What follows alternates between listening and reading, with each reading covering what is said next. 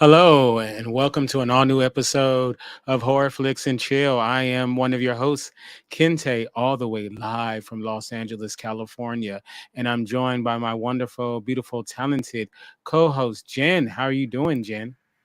Great. Very good. And just, I always feel like when you say, I'm joining you live all the way from sunny California, sunny Los Angeles, I always have to say, I'm joining you live from sunny in the middle of the Pacific Ocean, Hawaii. I don't know why. It's an odd thing, but somehow I just feel like I need to keep up with the Joneses. Well, now I need to keep up with you. All right. This is episode 5 of our show, and we haven't been on for a while, but I definitely wanted to come and do this one. Today, we will be reviewing the film The Black Phone, which came out June 24th, 2022. And it's a film I'm very excited about. If you can, Jen, will you read the synopsis? Absolutely.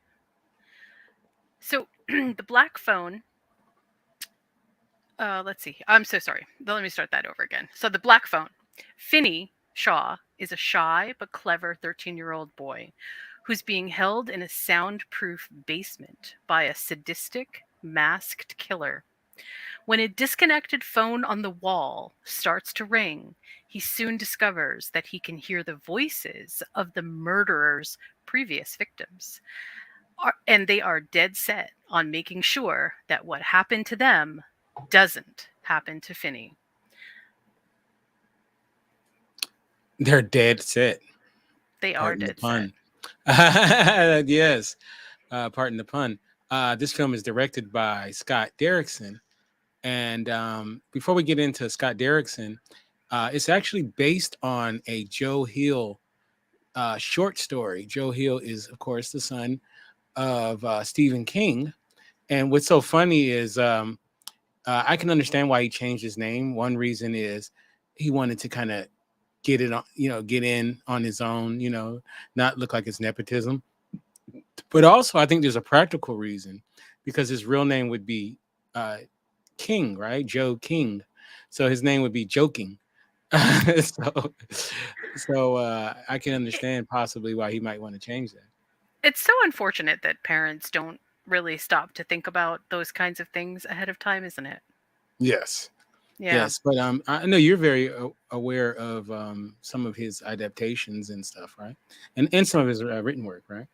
Yeah, in fact, Joe Hill wrote one of my favorite TV series adaptations, Nosferatu, which is Yes. all about Christmas land, and it's really spectacular. It's very spectacular. Joe Hill seems to do a really good job on, okay, let's just have a quick chat about this, just real quick. Okay. Why is it that so many of Joe Hill's works seem to adapt to TV and movies better than Stephen King's? Ooh. I don't know. I think it's funny. They're gonna always be they're always going to be compared. But even though the film we're gonna review tonight is very reminiscent of something his father might have made, but I think a True. lot of his work is has his own. He has his own style to it. So yeah, and I think maybe he thinks that way more than maybe his father. You know.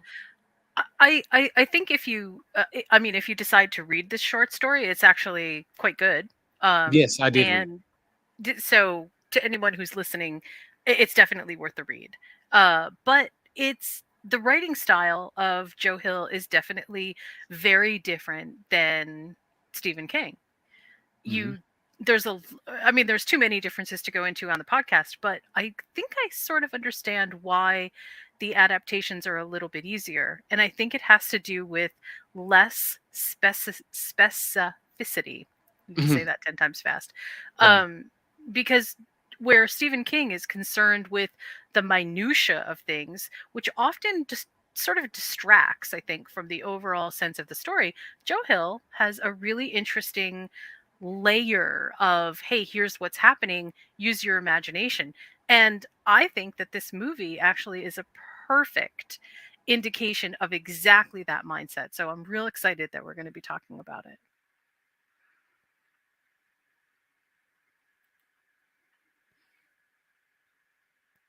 Do you think, one other thing that I also think is super exciting about this is Joe Hill writes in epic tropes. And even though Stephen King does write in tropes a bit, his stories aren't quite as trope heavy. And Joe Hill's tropes, they're excellent.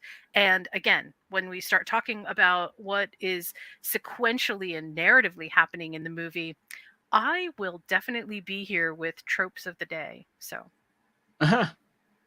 Well, yes. Um, and I think later on, when we get deeper into the story, we can get into some differences because there are a lot of differences mhm. between the short story as well as the actual film. So, all right. So, let's get into Scott Derrickson. Scott Derrickson, who has done quite a bit of good work. He did The Exorcism of Emily Rose in 2005. Have you seen I that one? love that. Yes, I love that movie. That's another one that involves kids that is it's creepy. It's super creepy and it's mood worthy. So that's a good one. Now, anyone who knows me knows that Sinister is one of my favorite horror films. I love Sinister. That's what got me to want to watch this film is because, and we're gonna have to review it on the show. I feel like Sinister is so underrated, Mm. and I like the sequel as well. I know some people didn't like the sequel. I did enjoy the sequel as well, even though he didn't direct it, but he did write it. Mr. Boogie or Bagul, Bagul. great I love Bagul. character. Oh Yeah. man. And I hated I found out that they weren't gonna do a third one, which sucked. Which sucks because I really wanted to see where they were gonna go. So if y'all listening out there, Jason Blum and Scott Derrickson, give me I want part three of Sinister, okay? And then he also directed 2016's Doctor Strange, a Marvel film that was excellent. Did you enjoy Doctor Strange? I really liked the original Doctor Strange, the one from 2016. The last Yeah, the one one, that he did. yeah, he also did 2022. No, he didn't. Oh, are you No, sure? that was Sam Raimi. Didn't he get writing credits? Didn't No, okay, so I was gonna go into this, but I guess we can go into it now. He actually left, uh, the creative differences. And Oh, so okay, then that's he where I ended up heard doing that the Black from. Phone because he was actually going to Okay, do the Black Phone in 2010. Then he kind of put it off, did Sinister, Sinister 2, gotcha. and then he was able to do the movie that he's been wanting to do for a long time. So, but yeah, it was the creative differences. So he I think they gave him a producer's credit, but no, Okay, that okay. was Sam Raimi did Doctor Strange. I knew Sam Raimi directed it. I didn't. I thought that Derrickson had writing credits, but No. okay. Well, that's good for him because They might have taken some 2016. of his concepts because that happens. That happens. So, but no, no, that was one of the issues was he didn't like where they were going with it and whatnot. But Well, as far as 2016 Doctor Strange is amazing. It's it is, absolutely it's in fact that's one of my more favorite movies to watch. That's Marvel rewatchable, other than Thor Ragnarok. yes, yeah, I really enjoyed that film quite a bit. And so and Scott Derrickson, to me, he's one of the new faces of horror. Like, I mean, well, he's been around for a while, but I mean, like Jordan Peele, came into there, Mike Flanagan, and what's his name, Ari Aster.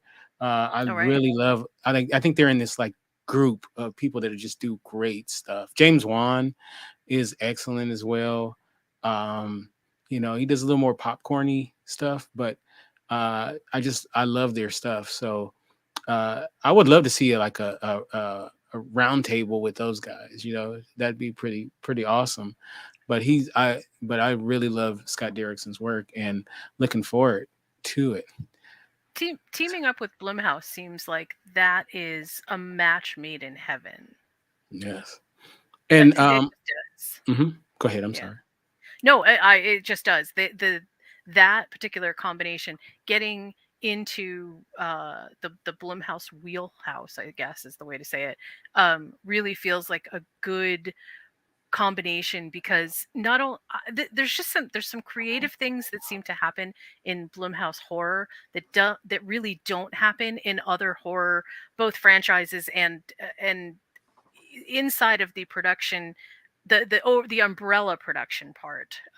We don't see a lot of these liberties being able to be taken. So, and I have a lot of thoughts later in the show about why I think that this was so successful. And I don't think if it hadn't been Blumhouse, that they would have taken some of these chances. So, All right, I'm looking forward to that. Now, I want to say this, and then I'm gonna reiterate it after we play the trailer.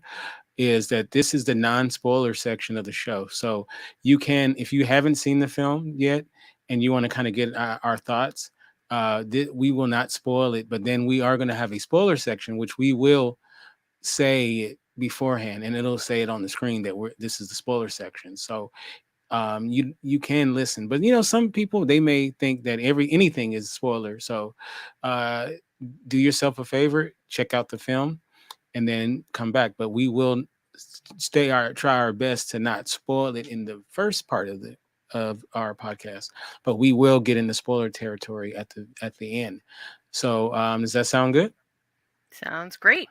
All right, so what I'm going to do is I'm going to play the trailer. It's about 2 minutes or whatever. And then I'm going to reiterate about the spoilers one more time, and then we're going to get into the review. Sounds good. All right, here we go.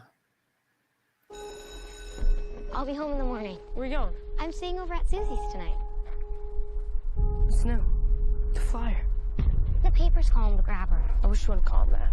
You don't actually believe that story, do you? Because he can't hear you, and he doesn't really take kids that safe.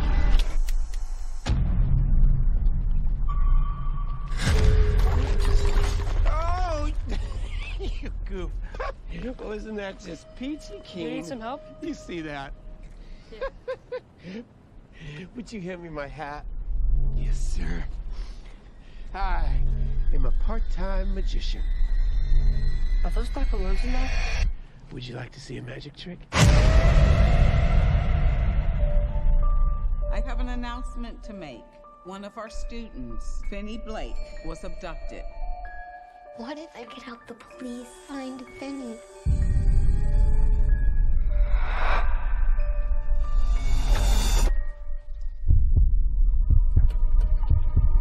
Doesn't work. Not since I was a kid. I'll scream. I'll scratch your face. This face? Daddy, I had a dream about it. What happened in your dream? He was taken. By a man with black balloons. Yes. We never released those details.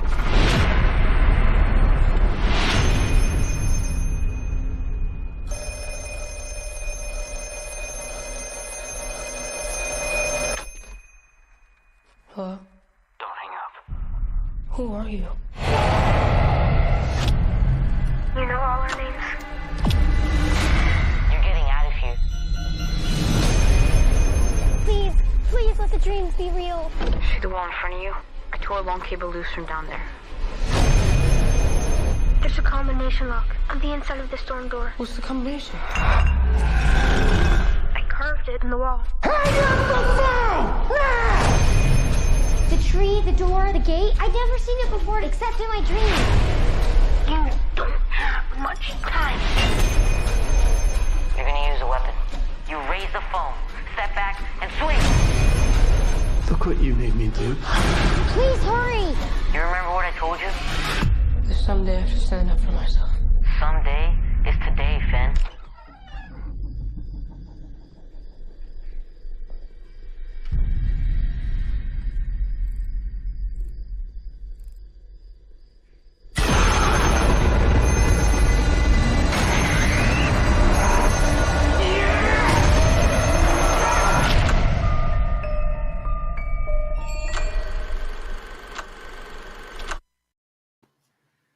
All right, all right, all right.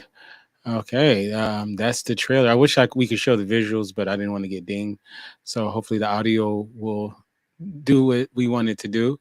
And once again, this is non-spoiler section of the show. Later, we will get into spoilers and we will let you know. All right. So, first of all, what was your overall thoughts of this film? Um, uh, okay. So I walked into the film thinking one thing. Um, and I think part of that is the way that the trailer set everything up. And I thought it was going to be a lot more supernatural than it was. Not that there are elements of supernatural going on here, but I really thought that it was going to be like, oh, this is big supernatural. Um, and I have to say that I was pleasantly surprised by the fact that this is really a story of heroic bravery, and determination, finding yourself. Um, it's the kind of coming of age stuff that's like, this is good. This is really good. So I liked it. Um, I think from an overall point of view, it deserves a lot of credit for sort of jumping into a place in horror that we haven't historically had a lot of movies fill. That this little niche in here is kind of empty. There isn't a lot of it around. And I'll get into that a little bit later, but overall, I did really like it. Yes, and look, I've been gushing about this film since it came out and I saw it, He really and has. Like every moment that he can. Absolutely. I can vouch for that. I love this movie quite a bit. I've seen it 3 times now, and like it more and more every time I see it. And so, I hate to even say it's not perfect, but I mean, what is perfect, right? So, but I think it's a terrific film, and I'm looking forward to us breaking it down. So, I think the best probably place to start off with is the characters. So, let's start off with our main character, and this is Finney, Right? played by Mason. I think it's Thames or Thames or Thames, because it's spelled like the River Thames, in England, but we'll say Thames until someone corrects us, you know. But let's start off with Finney. Honestly, for me, Finney, the actor Mason, I think he does a terrific job. You really feel for him when he's in danger. You feel for him before the real danger that he's in. I mean, because he's constantly in danger, which I feel like is very interesting when we get really deep into the plot. The fact that brutality is a part of his everyday life. Like Hmm. whether it's at home or at school. I mean, poor Finney is just getting it handed to him all the time, and he really doesn't know how to, he's a brain, I would say, doesn't know how to stick up for himself at the start of the film. But I feel like Mason does a great job. What's your take on Finney? Yeah, I think you're actually right on. I think we see pretty early on that he's into rockets, that in fact him carrying the rocket pen with him is that's a big thing in the movie. He very much feels like an underdog. And there's something very pervasive in this movie with all the characters, where all the characters basically face moments of being bullied or are bullies to others. And it's kind of an interesting aspect to bring into the film, because although usually what we'd see in horror films is the bully or the bullied become uh there's a cutoff point. They snapped, and something intrinsically changes about them. And usually it's not for the good. Usually it's, some kind of very bad thing. Or we see that whoever the serial killer is was bullied, and that's supposed to be sort of the cue for why they behave the way that they do. But with Finn, it's very different. His bullying, I think, ends up putting him in a position of being very he's a soft target, but you really feel an empathetic bond with him, because who among us hasn't felt that sense of, even in the very first scene at the baseball game, he throws perfect 2 pitches, right? And then the 3rd pitch, yeah, Bruce actually gets a piece of it and knocks it out of the park. And it feels like, this is sort of that's the setup for the way that Finney's life is. It's like, yeah, things are great, but they're not really that great. So Yeah. And remember, Finney's arm is mint. Finney's arm is mint. Yes. So when you guys see the film, you'll get that. I really liked his character. I felt like he was definitely very believable, and when he needed to show emotion, I thought he did a great job. And I like his interplay with our villain, the Grabber, which I feel like when we get to the Grabber part, maybe we'll go more deeper into their interplay with each other. But I really liked Finney. Good character. Um, It's interesting to me mhm. that Finney, that they spend so much time in the beginning of the film setting up the fact that Finney cannot or does not want to create either conflict or stand up for himself. And I don't mean that in a negative way. I mean just literally can't do it. He can't seem to find the confrontation within him to stand up to other people, and it is one of the things that I think makes him also uh, live a lot longer than some of the other kids because of some stuff that's gonna we'll hear about later. But it sort of works for him in the premise of the movie that he isn't the kid that fights back, that he isn't the kid with a lot of confidence. And we see that in Bruce, and we see that in Vance, and we see that in a lot of the other characters. Finney doesn't have that. He just doesn't. So, and it's strange because that character flaw ends up being actually a strength that narratively he gets to use. Right. Right. Sorry about my phone going off. So unprofessional. All right. So let's talk about our next character, and that is Gwen, Gwen. Finney's Yeah. sister, who's experiencing some psychic dreams, and it is played by Madeleine McGraw. And I have to say, she really steals the show. Like, she's pretty awesome in this film. Yep. She's, that young actress does a great job, and I hear that she's been in quite a bit of stuff. And just a little side note is Scott Derrickson wanted her to be in the film so much that they actually put the production on hold for like 6 months because they wanted to make sure that she was playing this part.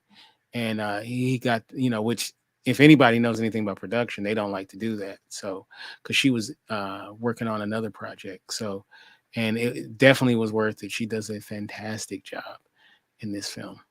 Yeah, I agree. Yes. So, and I love that,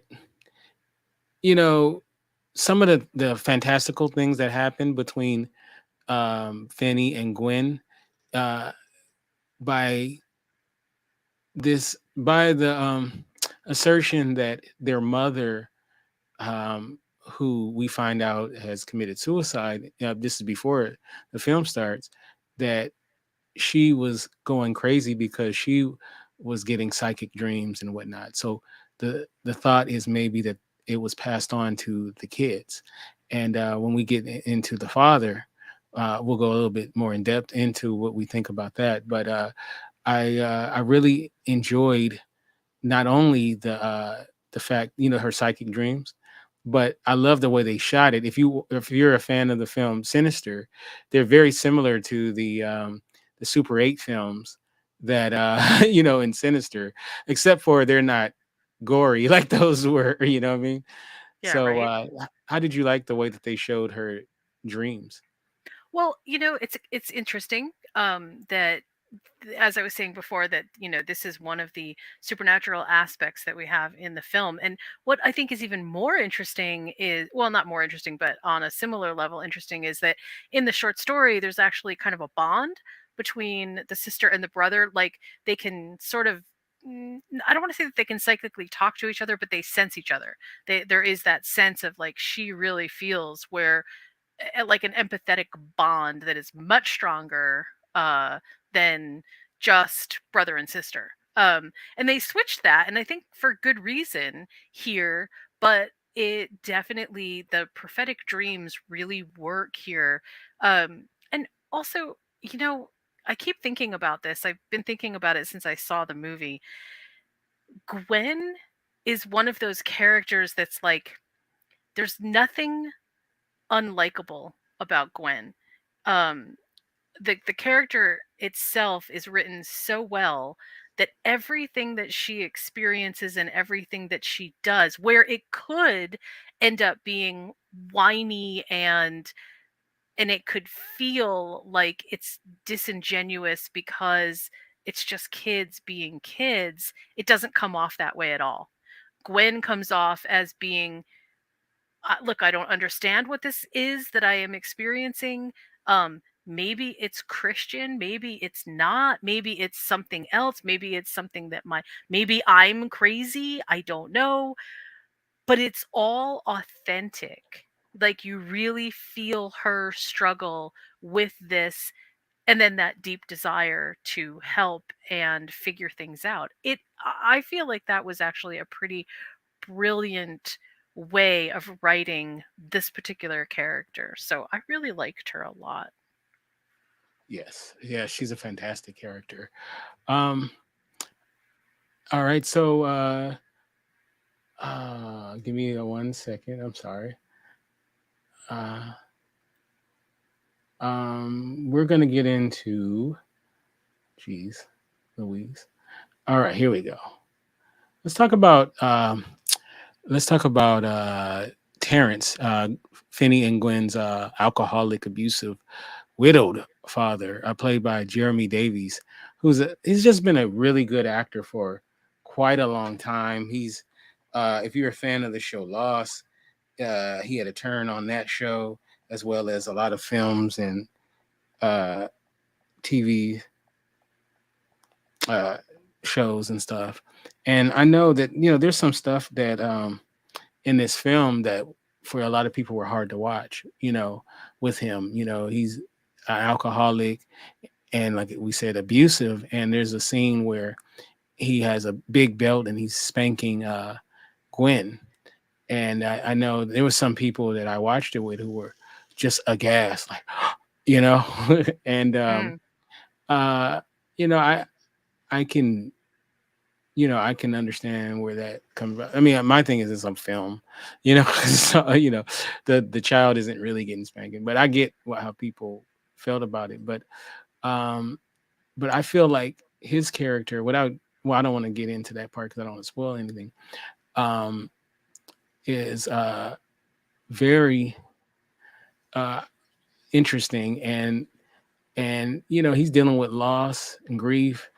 He's dealing with these two kids who are very smart, and he has to be a single father, and he has a bad alcohol problem. What is your take on his character? So, a couple things. First, he Terrence works for a nuclear facility, right? So Mm-hmm. clearly, it's got to be pretty high stress.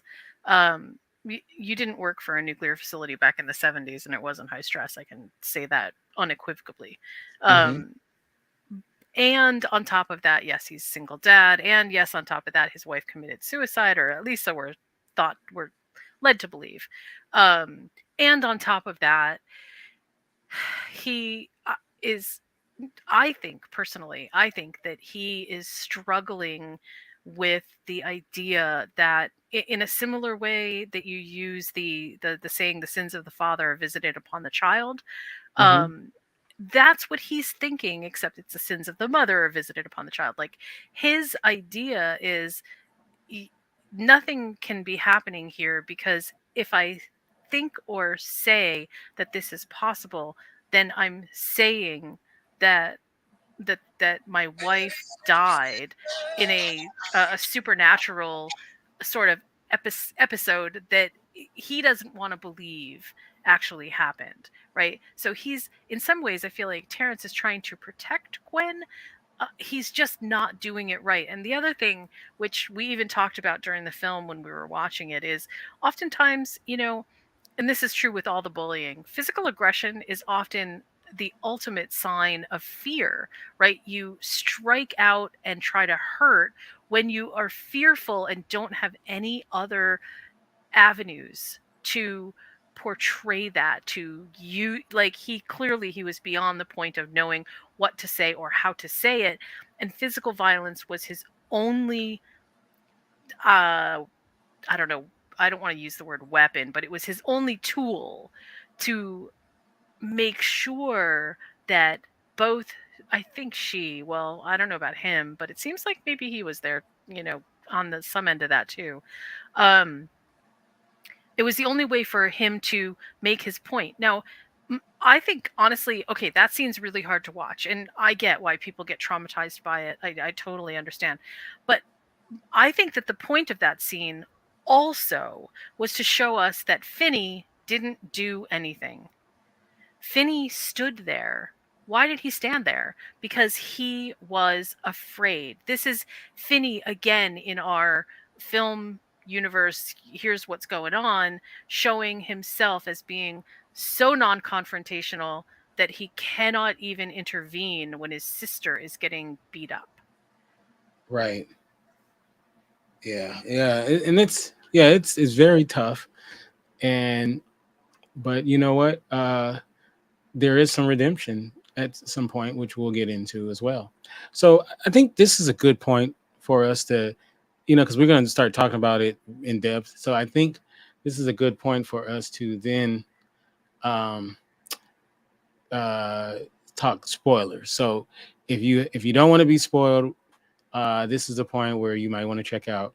But we're gonna get more deeper into it. So um, okay, so give me a second. Okay, so let's talk about this guy right here, and that's El Grabo, the Grabber. Mm-hmm. Which is funny though. The Grabber is what he's known as. Right. And Ethan Hawke does a fantastic job as playing the Grabber in this film. Definitely a role we've never really seen him in before. We've seen him in 2 horror films, but this is the first time where he's the villain in it, Right. and he's remarkable in this movie. And which is so funny is because the thing that the senior citizens use to pick up stuff at a distance, it's called the The Grabber. grabber. Right. So I have one of those here. So now I think of this movie every time when I use my Grabber because I'm a senior citizen. So but okay, so uh the Grabber uh who drives around in this black van and abducts children, and he's going around. He claims to be a magician. Now they live in a small town north Denver. He's running around in broad daylight in this black van, and I'm sitting there like, no one's ever thought to pull this guy over and check out what, like, you know what I'm saying? Like, all these kids are disappearing, and they know what car he's in and all of that, but they know about the black balloons. But I'm like, he's just freely, and he's getting these kids in the daytime. Right. He abducts the kids in the daytime, so it's not like he does it so wide open. Like, I'm like, wow, he doesn't like do it in the cut or anything like that. He just abducts them, which I find really interesting that he's been able to be successful doing that. But what is your take on the Grabber? Well, okay, so I'm going to address that just real quick, okay? Because Mm-hmm. you and we have a bit of an age gap between the two of us. Okay. And I looked on the very beginning, inside of the intro, Mm-hmm. and it turns out that one of the kids, the flyer poster, puts his birth date in 1965. Right. Okay, so that's not super far away from the year that I was born. A Okay. little bit further back, but not too far. Not far enough that I don't remember what it was like to be a kid in that exact era. So I would have been more like Gwen, but still very much remember it. Mm-hmm. And it was a different time. And when I say that, I don't mean it was a different time like, we nostalgically go, oh yeah, the times were different. I mean, quintessentially, people thought about things differently. And there were so many, when we look back at it, um, times when kids were taken, or not even kids, but people were taken in broad daylight because we didn't have the same kinds of forensics. We didn't have the same kinds of surveillance that we have now. Because one of my kid actually was the one who said, well, don't you think there would be a security camera out back at that warehouse place? And I was like, No, no. not There in were the same no way. security cameras back then. There was no that stuff didn't exist. You'd have to be like a high tech facility for that stuff to exist. And th- that that is what allowed this universe to happen, right? The grabber couldn't exist in today's world because No, of because somebody's course. ring camera would have caught it. Exactly. Yes. And somebody would have seen neighborhood watch something. Somebody would have seen the same pattern happening again and again. Now, one thing that I will definitely say, and I think at some point you kind of have to wave your hand and go, okay, this is a movie. Please just recognize that it's a movie and don't be thinking about it in terms of hyper realism. But one of the things that I find super interesting is that the grabbers, I don't know whether I want to call it an obsession or whether I want to call it something else, but the black balloons, I don't think that doesn't feel accidental to me. That feels very purposeful. And I don't mean like maybe it could have been any balloons, but the idea that he uses the same lure each and every time, this is what first clued me into, okay, there's rules to the game. Whatever he's thinking in his head, the grabber has in his head, these are the rules to his game. This is how he does it. And the black balloons are sort of like, this is how I kick it off. This is how it has to be tied in because none of the kids don't experience, at least as far as we know, some of that. And I did find that really interesting. Also, if I could go back, also, well, not go back, but if I could say something about the grabber himself, this character is actually really oddly nebulous. And in this film, it totally works. Normally, your villain really needs to have some fleshing out because otherwise you don't feel like there is impending doom, right? If it just feels random, then we don't have the same vested interest in things. But this film sort of tips that upside down, and the grabber doesn't need to have a super huge backstory because we are securely in Finney's world and we are experiencing everything through Finney's eyes. And the important thing is, what is Finney and what are Gwen doing? That is the important thing. The grabber is almost like a secondary character.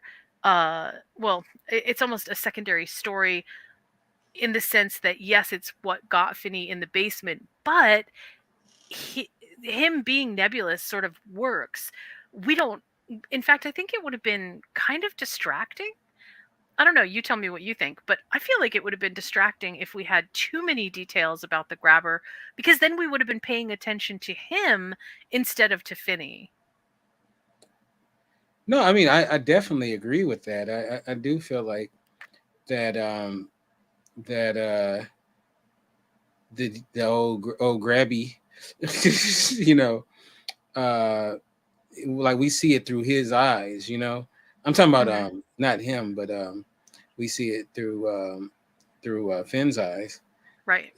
So, but I don't know. I feel like that's what the charm of the film is. You know what I mean?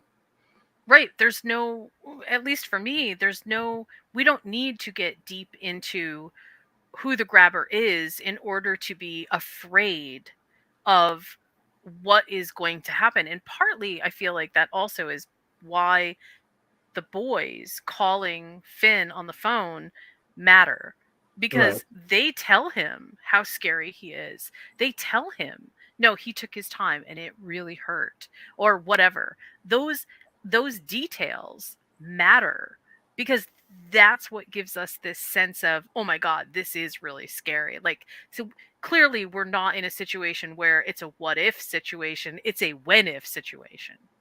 Right. Right. Right. Let's talk about the trope of the phone. Um, so essentially what happens is Finney is abducted by the grabber, and he's put in a basement. Where only thing, there's a mattress, there's a bathroom with no toilet seat, which I hate that. Oh, gross. And there's a phone. If you're watching this, you'll see there's a old rotary phone that's not hooked up. It's disconnected, and he's told by the grabber that the phone doesn't work.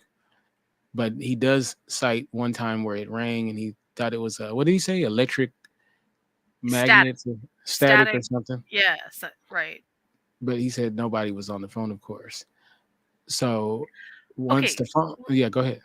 I just want to stop real quick because I just want to make sure that you and I have this discussion at some point during Hmm. this about the phone. In the intro, he the grabber says the phone doesn't work and it hasn't since I was a child. Hmm. Okay, but that doesn't feel necessarily like it lines up with what we are about to see. Right. Right? Does that, did you catch that too? I mean, like I did catch that. Yeah. okay. So it could be, and this is what I was thinking, right? It could be that the phone itself is sort of, well, we can talk about that in a bit, but I just wanted to make sure that we had that discussion, because I think for him, for the grabber, there is something kind of odd about his relationship with the phone, not just that he doesn't hear it, or that he can't hear who's on the phone, but that he could also hear it ring, Right. Yeah. Yeah. And I think part of it is trauma as well, which they've all gone through. right? Well, both Finney and the grabber for sure. So I think that trauma, and then there's the fact that his mother had psychic ability, I'm sure goes to it as well. Oh, that's a So, good point. right. So I think those things add up to the reason why they both, on some level, hear the phone, you know? And That is a very good point. yeah, and one thing I love what they did was they made a point to say that that it was soundproof down there. That he's like, I did it myself. He was very proud of that, Right. and so that when the phone does ring, then it lets you know that he can't hear it either. So upstairs, and when he's having these conversations and whatnot, that's Finney, that is. So I really like that. Some people, I've seen somewhere where people said they didn't like the whole phone aspect to it, but I'm like, the movie is the black phone. And that's what it's kind of Yeah, about. right? But just as a aside, I had a story very similar. It had nothing to do with no phone, but I had this idea of someone being taken by a killer, and the um, the ghost of the killer's previous victims band together to help the possible next victim find their way out of it. And so when I saw this film, I was like, no, because it Oh was similar no. to my idea. But I love this film so much, so maybe it's because it's very similar to an idea that I had. But I didn't do the phone part of it. So, But mhm, there's two things, right? Well, there's three things, but there's two things to think about with the phone. I don't know if you remember Poltergeist 2, mhm. where uh, um uh oh my god, the name is just completely blank in my head, but where the girl, her dad picks up the phone Heather, right? because Heather, no, her real name is Heather, but in the movie Oh, her name is Ashley. I don't know. no, Uh, it's two words. But anyway, uh-huh. so she is talking to her grandmother on the phone, and her grandmother we know is clearly dead. Mhm. That was my first sort of experience to, oh my god, there's nobody on the phone, but here it's a toy phone and she's talking to the dead. That's crazy. And then uh a couple of years ago, well, actually maybe 2 years ago, I read the entire Stephen Carol King. Ann.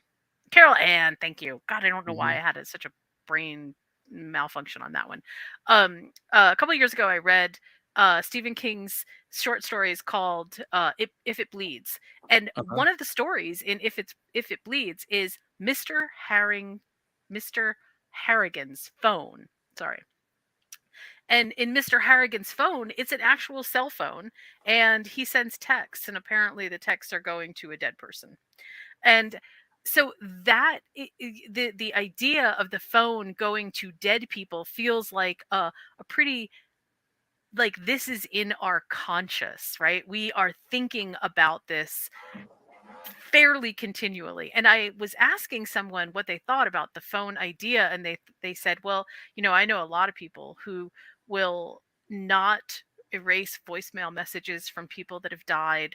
I know a lot of people Me who hold too. on to their phones because they want to hear their voice, and it's almost like they can hear them from the other side and things like that, which I feel like is actually a really human. That's something that we actually really want. We want to believe that that is something that could possibly happen. So I just thought I'd bring that up. And Joe Hill should totally sue his dad for ripping off his story. Right? Too funny. I want to see that court case. Yeah. Yes. Yes. Yes. Um. So, uh, one thing that I think is so cool is the help that he's receiving, right, from his dead homies.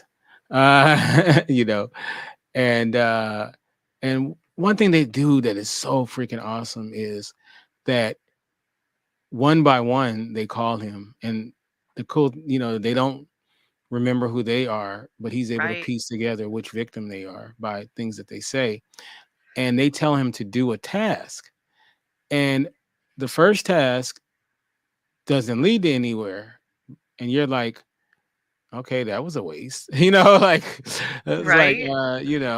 and then the next task is a failure, and then all these tasks seem to not really go anywhere, and so at the end it pays off very coolly, because what happens is all these tasks were essential in helping him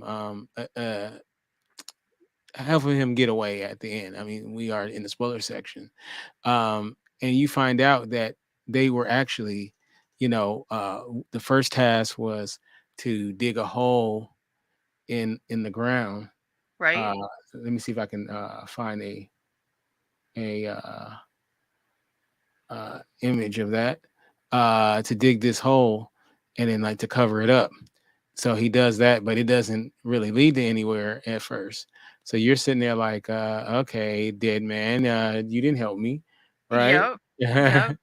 And then the next task, told by the paper boy, right there, which I thought this was so good, and it's very reminiscent too of Sinister, the film that Derrickson did before. Uh, he loves dead kids. What is that? What's up with Yeah. that? You know, uh, I'm starting to get worried about him. Um, and so all these tasks that the ghost, for lack of a better word, put him on, There's the is window. yes, and There's then the combination. the combination and all of that, and we'll get into exactly how it all pays off. But one of the things also, I believe, is the paperboy tells him, because it's seemingly a mistake is made by the grabber where the door is left unlocked. Mm-hmm. So Finney is going to go upstairs to see if he can escape, and he gets a phone call, and he's told to don't go up there because it's a trap, Right. and he wants to play this game. And I'm a um, let you talk about what you believe about the game, but then we find out that the grabber, which is this is so creepy. This image is there waiting for him with his belt, and it's something about his physique too that looks scary. Like I wonder, is that him? Is that really Ethan Hawke. Ethan Hawke? Good Because his question. because his physique looks creepy, with the not wearing the shirt and all of that. And Good question. yeah, so what is you had some interesting thoughts about the game aspect of the grabber wants to play. Well, okay, so first of all, a couple things. One, I feel like we can maybe piece this together a little bit, and maybe it's not what they intended, but Hmm. it certainly does make sense. If we if we think about what happened to, okay, Max is the grabber's brother. And if we think about what may have happened between Max and his brother that sort of brought the grabber into this wherever he was in this current mode, maybe this is something that his dad did to him. Maybe Right. his dad locked him or him and Max in the basement. And then when they tried to come back up, hit them with the belt. That seems like it would make perfect sense. Now, the the part that I start getting a little bit lost in is, okay, now why does he have to kill them? And what is it about there being five that is like, is that a magic number? Is it, what is happening with that? And I don't know if we can infer anything from it, but that's what I was saying before about it being nebulous. It feels like we could maybe come up with a lot of different theories about why he is doing what he's doing. But one thing is really clear, and that is playing the naughty boy game. And that's the other reason that I think maybe it was his dad, because that language feels very much like what you would use as a child, right? Hmm. Um, but the other aspect to it is the mask. And the mask and the amount that he shows his face undergoes several transformations. So at one point, it's the whole mask. And then at some points, it's just the bottom part. And then at other parts, it's something different. This is clearly aren't supposed to know everything that's about this, but I loved that. I felt like that was, he's so fragmented and he has different characteristics of who he is, and they can only be unlayered little bits at a time. I did really like that. And then the second thing is, the game can't work unless the kid takes the bait. And Finney doesn't take the bait at first. He's nice. He's, I wouldn't say he's respectful, but he's not confrontational. And so setting up the whole beginning of the movie for him not to be confrontational gives us lots of time with Finney, because the grabber can't initiate the rules of the game unless he does the thing, which is go up, be seen, and then be chased. And it sounds like, based on what we know, that the last kid to be taken it was only a couple of days, right? Right. So he clearly, and we know that he was kind of a go-getter and, I'll charge into danger. So he probably only lived a very short time because he broke the rules, or lived up to the rules of the naughty boy game. And so the grabber killed him pretty quickly. But Finney waited and waited and waited and didn't do anything that would make the grabber initiate that part, right? And then we also see, remember when he says, "Oh, what's your name?" And Finney lies, and he gets Right. really upset Right. because in his head he was like, "Oh, okay, well maybe you're just never going to play." And that to me felt pivotal. That felt super pivotal. Yeah, I mean that's very interesting. I saw the movie 3 times, and until you said it, I didn't even think about that aspect that because he isn't aggressive like those other kids were, that kept him from getting killed. Right. And they're playing a waiting game. And remember, in the beginning, he does tell him nothing is going to happen to you, and then he said something that kind of scared me for a little bit because I'm like, please, this is not going to be sexual. Because he says something, I'm not going to do anything that you wouldn't want, or Yeah, something that you like don't that. want me to do. Yeah, and I was like, oh boy, please don't go there. But it really didn't. I just want people to know because I watched it with some people and they were like kind of, wait, is this going to go and I said no, it's no molestation type thing going on. I mean, it might be implied that he might get down like that, but Right. there's nothing in the film, and I just want people to know that there's nothing in there where it's expressive, that is what's happening. They never even mention it, but he does say a couple of things that make you think that he might either be thinking about that or that might be something that he does that they just maybe didn't share with the audience. Because when the one time where he's like, I just want to look at you, uh there was a couple of moments where you're like, oh man. but Yeah. um but and that's interesting though, the naughty boy game. And that, but see though, he has an advantage also, that it's not just his personality, but he has an advantage that he can hear the phone where the others, because it says the other kids did not. So Right. so he's getting some help as well. I, You know. I I have a thought about that too, and partly it's what the grabber says. He says it seems like what happens is a whole lot of static builds up all at one time, and Hmm. that's what makes the phone ring. But like there's this implication that there has to be a lot of energy in the phone before it can actually begin ringing. And to me, that was, well, there's 4 dead kids, and those 4 dead kids fueled enough energy to power the phone. Yes. But Yeah. it So there might have might be something taken to a static energy that thing. Yeah. long. Yeah, but it Yeah. took that long for enough energy to get built up so that it could be heard.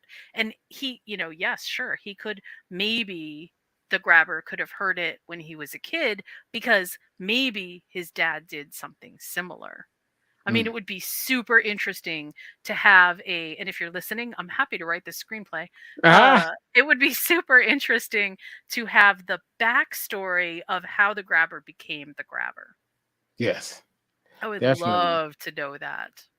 Now, this scene right here where Finney tries to make an escape is so good and so thrilling. Oh, I And loved because that. the Yeah. grabber is falling asleep, waiting to play the naughty boy game. And Finney gets a phone call that tells him about um the sorry about that. I've got a text. My bad. Um about the lock. He knows the combination that's on the door, and Hmm. he's able to get it, but he got the numbers, but he didn't know exactly how the numbers went.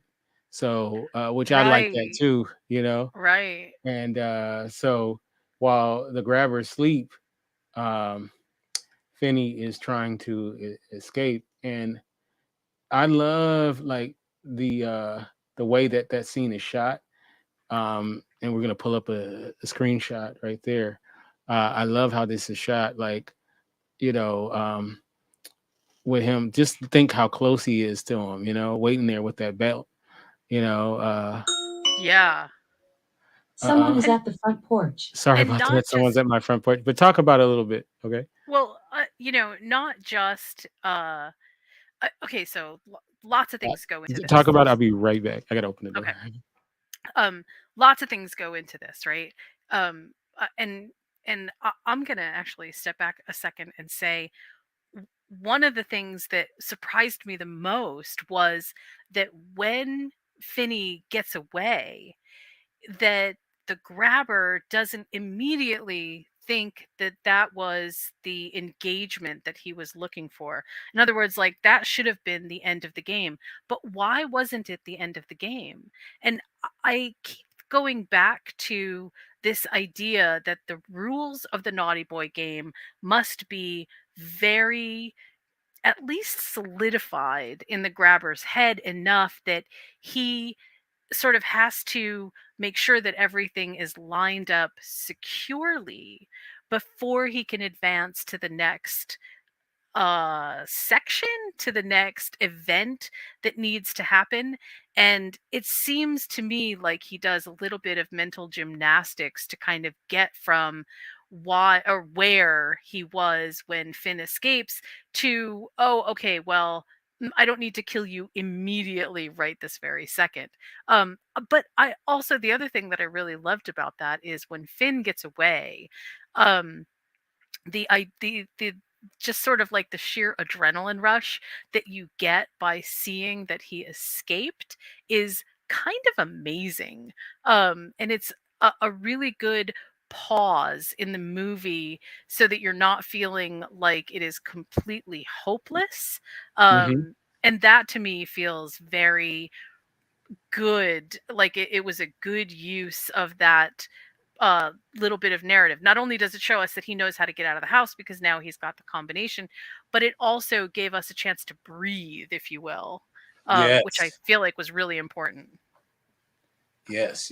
And it's interesting that he changed his mask a little bit too when he left, you Yeah, know. right.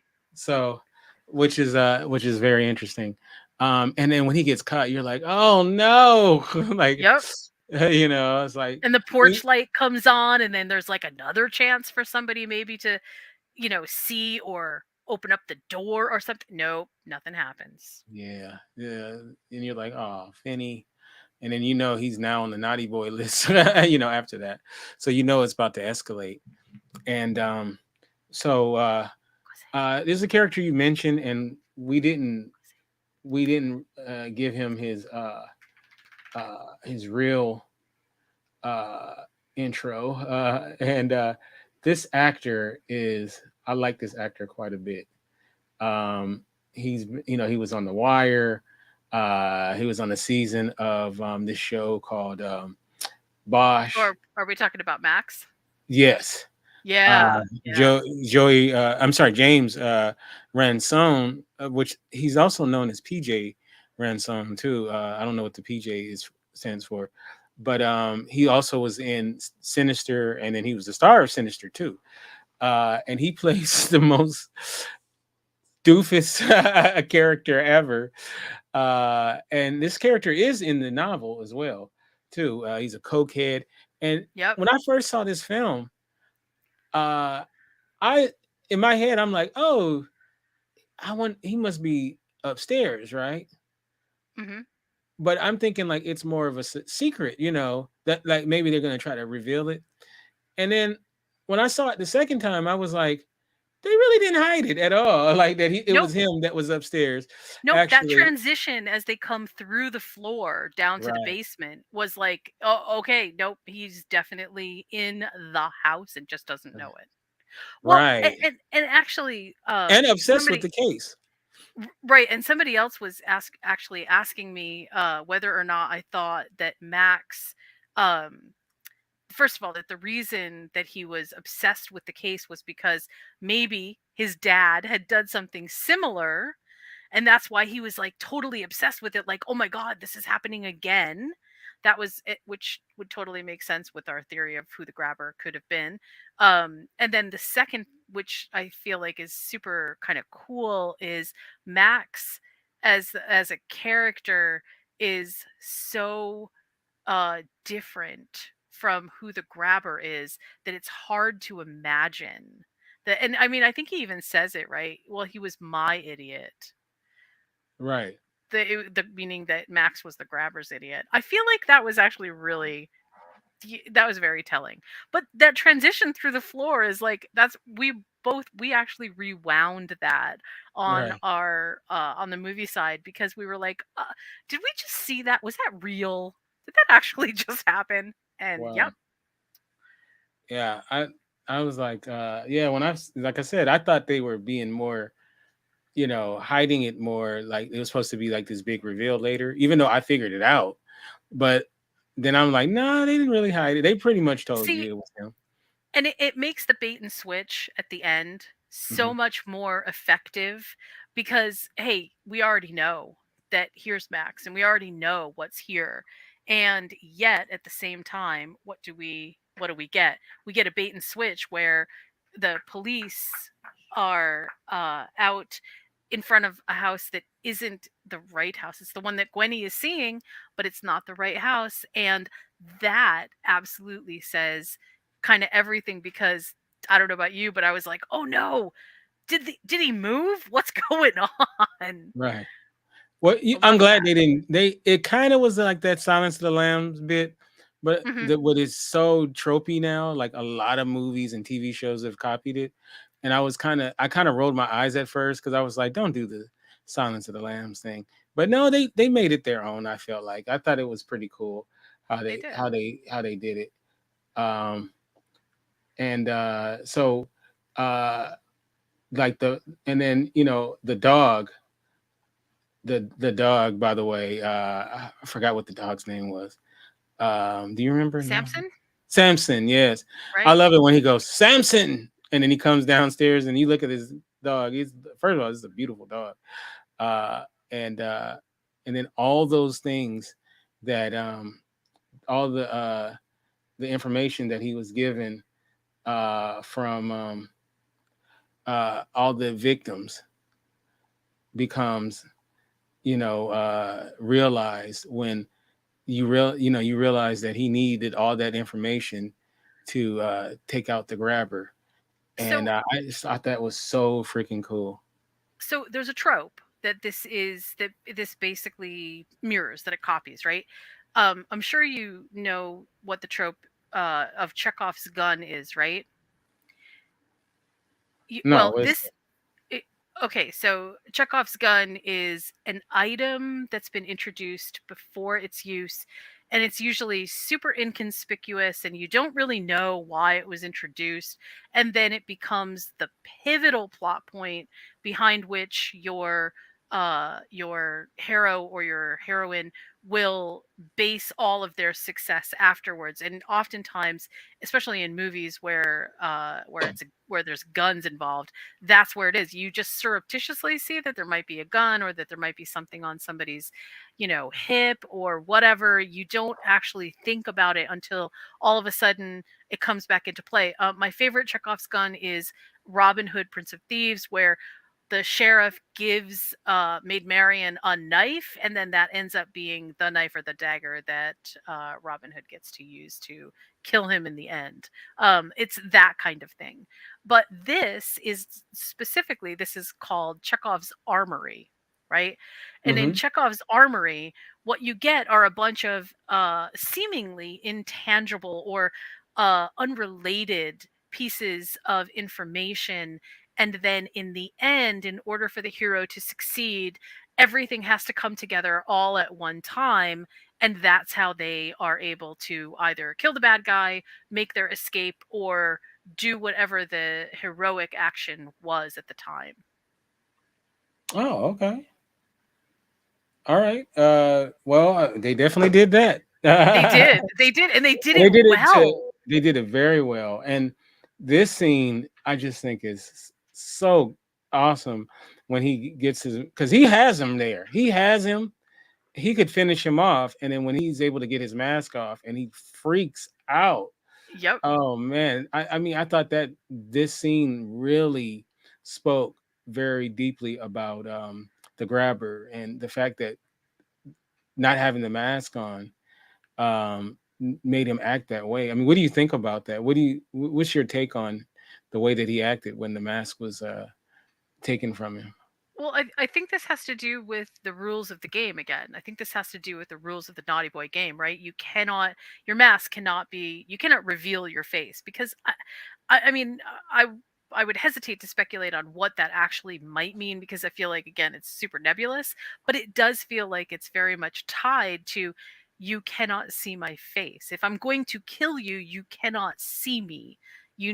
I have to have some anonymity, even if it's obviously and clearly you know who it is. He's feeling like this exposes him.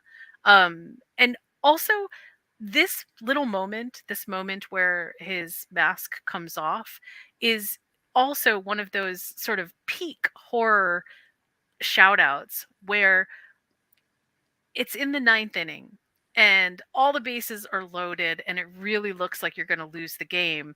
And instead, some huge fumble. Well, that's the now I'm mixing things. Some error happens, and all of a sudden, nope, that's not what it is. And the game gets called. And even though the bases were loaded, and even though it was the ninth inning, the team that wasn't supposed to win wins.